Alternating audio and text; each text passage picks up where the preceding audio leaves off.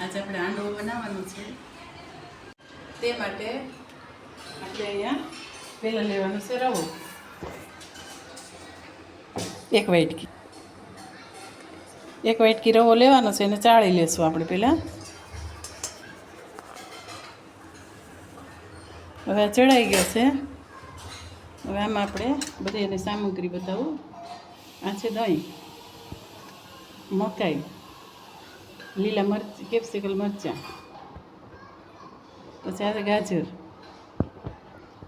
છે, આ છે દૂધી ખમણી લીલી, આ લીમડો ને મરચી છે તીખા ટેસ્ટ માટે, આ છે ધાણા, આ છે તલ ને એમાં આપણે આ સિંગદાણા છે.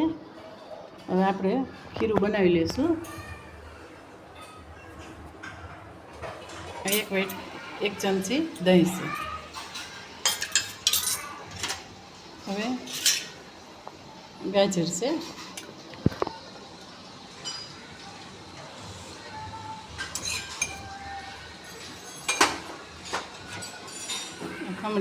ખમણેલી દૂધી નાખશું.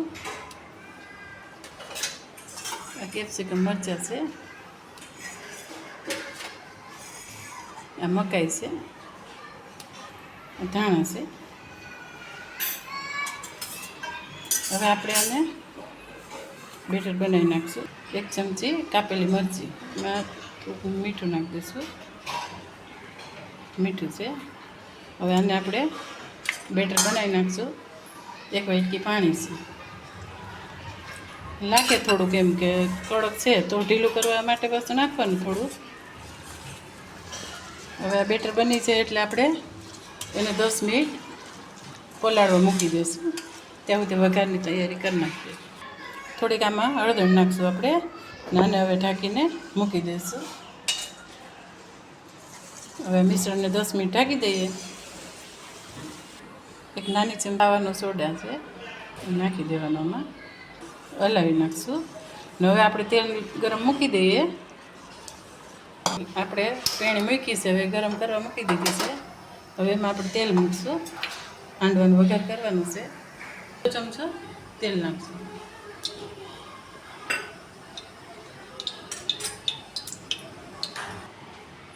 રાઈ નાખ્યું છે વઘાર માટે.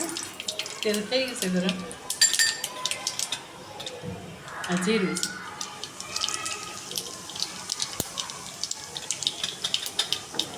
હિંગ છે, આ લીમડો છે. હવે આ સિંગદાણા છે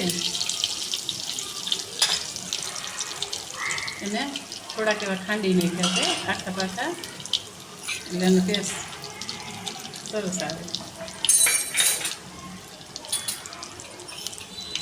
1 ચમચી તલ છે.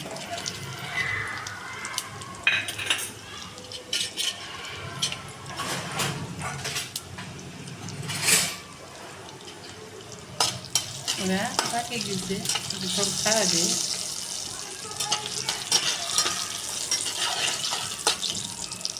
એકદમ થઈ ગયું છે. હવે આપણે આ જે બેટર બનાવ્યું છે ને એ આપણે હવે નાખી દઈએ.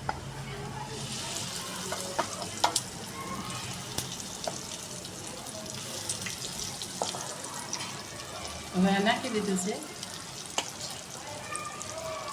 હવે આને છે ને આપણે ધીમે તાપે ઢાંકી દઈશું 10 મિનિટ સુધી. 10 મિનિટ સુધી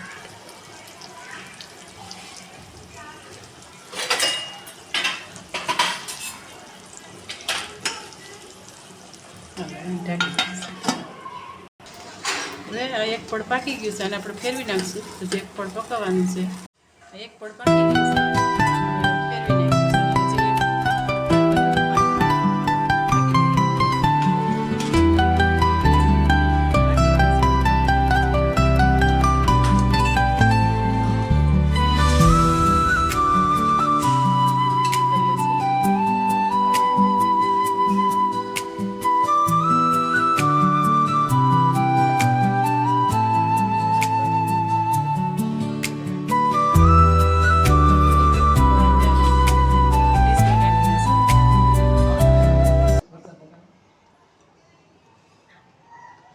છે આપણો રવાનો હાંડવો. એમાં થોડાક ધાણા નાખી દઈશું.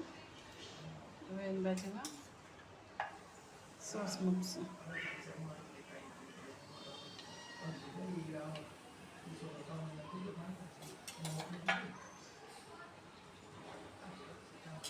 હાંડવો છે તૈયાર જો એકદમ